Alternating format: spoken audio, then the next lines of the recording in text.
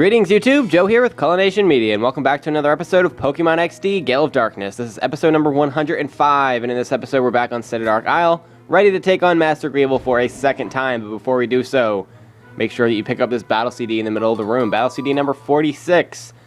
And yeah, we're going to be fighting Master Greevil again since we captured all of his shadow Pokemon. He's going to replace all 6 of them with normal Pokemon. I believe they're all at level 50, and then we can have a rematch, get some money, get some experience, all that good stuff. And while this whole scene is playing out here, I want to explain a couple of things. First of all, I know I said I was going to be doing Mount Battle Area 7.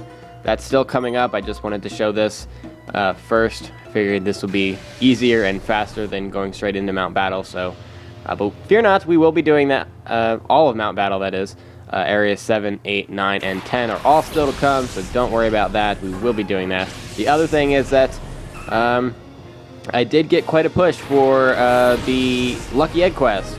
Apparently a lot of you either are not sure about it, or you don't know what it is, or you know what it is and you just want to see how to do it, and all that stuff. So considering that I got a bunch of responses, I'm going to include it in this walkthrough after all, even though I wasn't planning to originally. But anyway, yeah, that'll be coming up. And also, we have not completed all the battle CDs, as I just kind of was reminded by picking up that battle CD on the ground. There are a couple left. I don't know if there's even 5, but there's a couple. So I want to make sure that I do those as well. One of them that I know of is double-sided, and it's very difficult. So yeah, we have to go back and do those as well. So I think for this entire series, it looks like I'm going to ballpark it around 120 episodes before we finally finish it off. And it feels like I just keep like adding on episodes every time I think it's about to be over. I remember other things that I need to do and all that stuff. So I think that's finally going to be it, though. I think that'll give me a chance to wrap up the Lucky Egg quest, do the first section of the Orc Coliseum, complete the 4th section of Mount Battle, and then do the battle CDs and purify all the shadow Pokemon. It's a lot of stuff to do, but I think we can do it all in about 15 episodes. We can make it work. Alright, now on to this battle. We have Manectric and Swellow being the starting Pokemon. Both of them are very fast, so be careful about that. Manectric obviously is only weak to ground-type moves, whereas Swellow is completely immune to them. So using Earthquake is kind of iffy when it comes to that. Swellow is very fragile, however. You don't necessarily need Ice, Rock, or Electricity to knock it out. You can knock it out pretty easily with any strong moves. It's just, like I said, very fragile. It likes to use Facade. Be careful of its Guts ability. If you decide that you want to put a status condition on it, it's not really a good idea. It's going to be amplified by the Guts ability and then amplified again by Facade special effect. So stay away from paralyzing and poisoning Swellow. Just kill it. You can probably kill it with 1 electric attack. Or, I mean, you could probably kill it with a strong fighting type attack too. Anything that does neutral damage will be just as effective. Starmie goes down very easily, surprisingly. I didn't think I was going to kill him in 1 hit, but whatever. Electabuzz knocks him out with Electricity. Yes. Granbull is next. It's a pure normal type. It has the Intimidate ability, so your attack is going to be lowered when it comes out in the field. It's completely up to you whether or not you want to just stick to special attacks or chance it with physical attackers and then have their attack lowered by Intimidate. Yes, Vaporeon grew up to level 53 there. Didn't learn any moves, but yeah. Altaria is next. One thing that I would keep in mind is that a majority of his Pokemon are weak to Electricity or Ice. So I definitely would bring an Electric type and either an Ice type or a Water type that knows some type of Ice move. That's why I started with Vaporeon and Zaprong. It just makes going through his team so much easier because we have, Swellow and Altaria and one of his other Pokemon, Aerodactyl. They're all weak to Ice. And then Starmie, Swellow, and Aerodactyl are all weak to Electric, so they have a lot of common weaknesses. Alright, Aerodactyl is next, and Aerodactyl has the Pressure ability, so be careful. And actually, that was a really good combination there. Switched into Aerodactyl after we knocked out Altaria, and because most of his Pokemon are Flying type, Earthquake is a perfect move for Granbull to have, and unfortunately, Zaprong could not stand up to it, but I was not expecting him to.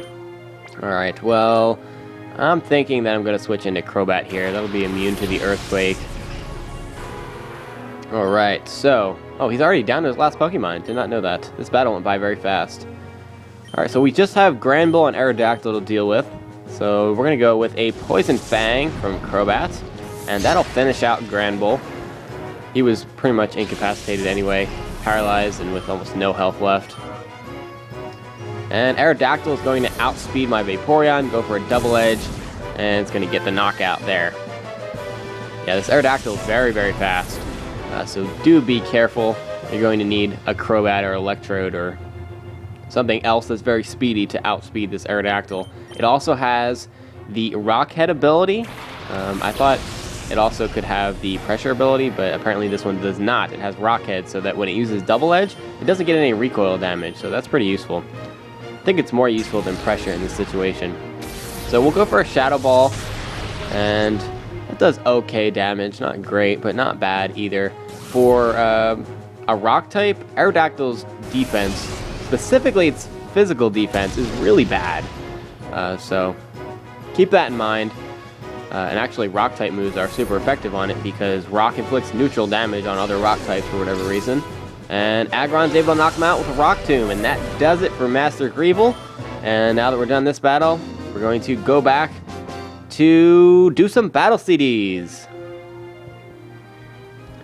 Alright, we're back at Realgum Tower.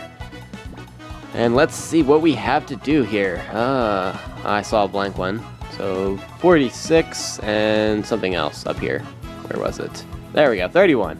Donphan Doldrums being too tough can be a problem. Can it? Is that really a thing? Alright, well, we'll try Battle CD 31. See where that gets us. Hopefully I can defeat this in one try. Oh, my goodness. Alright, each team has 6 Pokemon, it looks like. And it also looked like there was a turn limit, so... Let's do this. Sim Trainer Hiplog. Hiplog? My goodness. I think that XD's trainer names are even worse than Coliseum's, if that's even possible. I think they just completely ran out of ideas.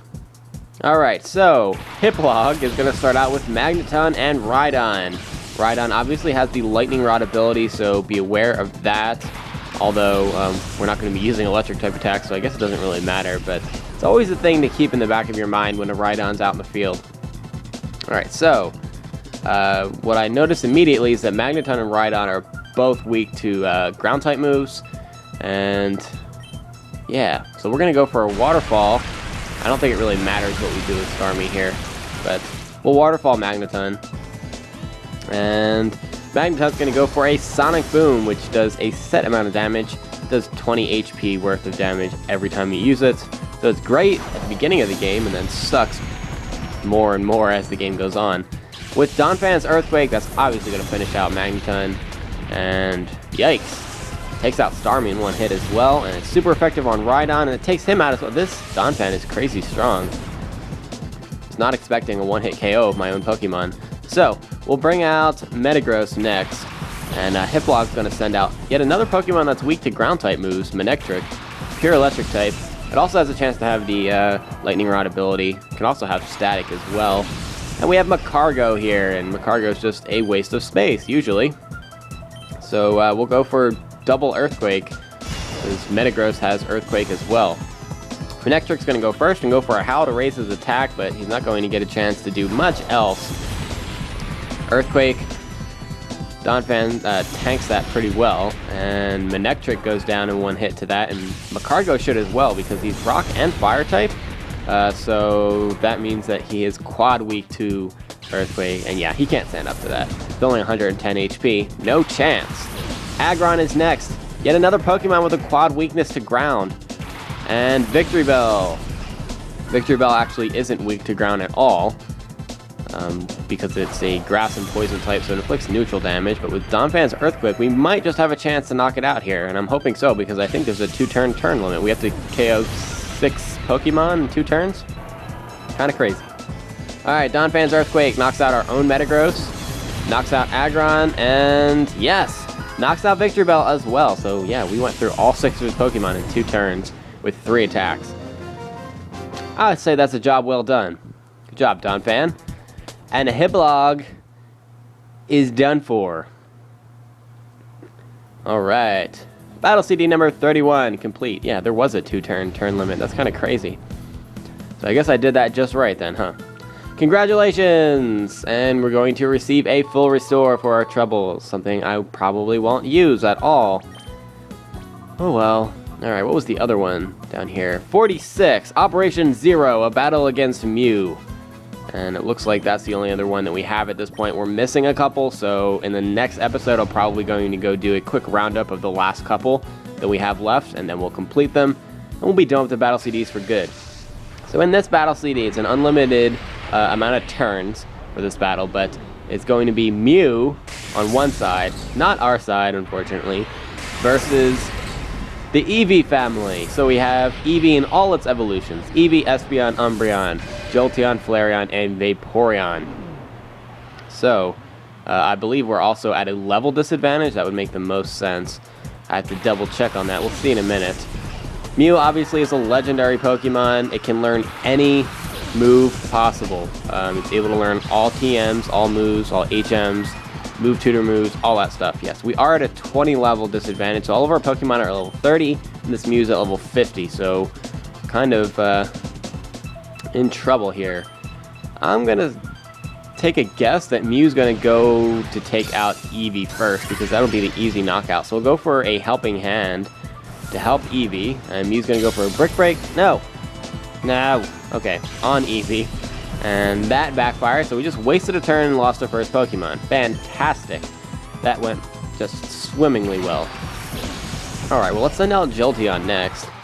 And the first thing that you're going to want to do as soon as Jolteon hits the field is go for a Thunder Wave. You have the speed advantage on Mew, surprisingly, but Jolteon is just crazy uber fast. So immediately paralyze it. Synchronize will paralyze Jolteon as well, but it's well worth it. So, with Vaporeon, you can just keep biting the crap out of it. With it being paralyzed, you have a chance for it to flinch. So we'll go for a helping hand and a bite and see where that gets us. I probably should have done 2 bites because that may have ended up doing more damage, plus double the chance to flinch. That's alright. And even with helping hand, I mean, it does almost nothing. Alright, Mew doesn't flinch, and it's going to go for a Psychic on Jolteon, and yikes, down in 1 hit. It's almost impossible for us to stand up to that. That's ridiculous.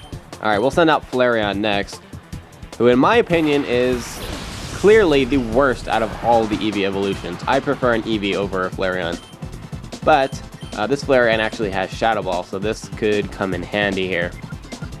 So, let's see. Yeah, we'll go for Shadow Ball and then Bite. And then I'm sure he'll kill one of us. Maybe we'll get lucky and get a special defense lowering. Wow, that did nothing. Crap. Nope, didn't lower his special defense. But we are down past half health now. We're into the yellow. Mew doesn't flinch again. And it's going to go for a Psychic on Flareon. And goodbye. That did not take very long. Not at all. Alright, we're down to Umbreon and Espeon in our reserves here. So let's see what they have. Bite, Confuse Ray, Helping Hand, Substitute, Psychic Bite, Helping Hand, and Substitute. So it looks like Substitute might be our saving grace here. We can get up with Substitute and maybe even have Mew not be able to move 1 turn via, I don't know, paralysis or flinching or something. We might get lucky. So actually, the first thing I'm going to do before putting up a Substitute is trying to confuse this Mew with Confuse Ray. Now I'll be paralyzed, confused, and getting bit every turn. So what are the chances that you're actually going to pull off an attack? Not very high. Alright, he's confused. And he attacks anyway. Fantastic. Brick Break on Umbreon, and wow. There's not many things in this world that can take out Umbreon in 1 hit. Mew apparently is one of them. So with Umbreon gone, Espeon is our last hope here. And surprisingly, Vaporeon has lasted this long. I don't know how. But I'm not going to waste any time. I'm going to put up a Substitute on the first turn this time. And maybe the luck will go our way just a little tiny bit, and maybe Mew could like possibly hit himself. That would be fantastic. And we'll Bite. Again, that does almost no damage. It's ridiculous. And thank you. Mew hits himself in confusion. That brings him down into the red, down to 38 HP. and we should be able to finish this off. I'm going to go for a double bite, and even if it doesn't kill him, it doesn't matter because we have Substitute up, so this is over. And Vaporeon's bite actually does knock Mew out. And that's going to do it for this battle. Mew goes down to Team Eevee. And that also does it for Sim Trainer, what is his name? Bynes? It doesn't matter. All that matters is that we are victorious. And that's actually going to be the end of this episode as well. In the next episode, we're going to round up some battle CDs and then finish off whatever we have left before heading out to Mount Battle for Area 7. We're also going to receive a Sacred Ash, which actually revives all of your fainted Pokemon in your party. Ho-Oh is normally the only Pokemon that comes in the wild holding that item, but since you can't catch Ho-Oh, it's a great way to get it. Pretty awesome, have to say. Alright, well that's going to be it for this episode, guys. Thank you very much for watching. Please stay tuned for episode 106. Game on!